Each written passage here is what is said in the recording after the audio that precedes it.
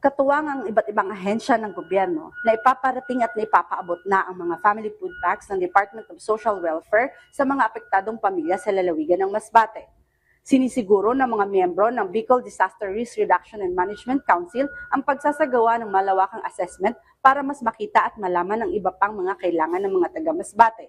Nagsagawa ng assessment ang Bicol DRRMC sa lalawigan kasama ang Department of Social Welfare and Development, Department of Health at Philippine Air Force, ang Philippine Coast Guard, ang Philippine Army, ang Philippine National Police at ang Bureau of Fire Protection ay patuloy na tumutulong sa pagpapanatili ng kapayapaan at kaayusan, gayon din ang pagpapadali ng pagtulong, pagtugon at pagbigay ng mga relief goods sa mga naapektuhan ng bagyong Upong. Nagbigay naman ng pasasalamat si Governor Richard Ko sa buhos ng tulong mula sa iba't ibang ahensya ng gobyerno. Makakabangon tayo. To all who has extended their hand, their help to the Masbate Province, the Masbateños, maraming salamat sa inyo.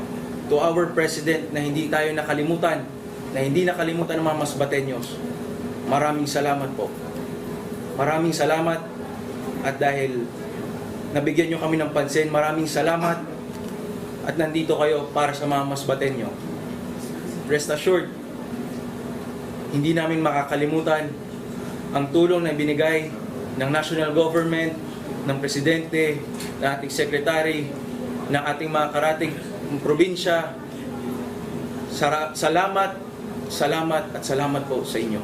Ayon sa pinakahuling ulat mula sa Office of Civil Defense, 9 na ang naitalang nasawi habang 15 ang naiulat na nasugatan.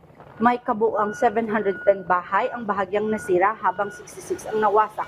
Para sa kabuuang bilang sa buong rehiyon, nasa 26,433 pamilya o 98,907 individual ang kasalukuyang naninirahan sa mga evacuation centers o kasama ng mga kamag-anak.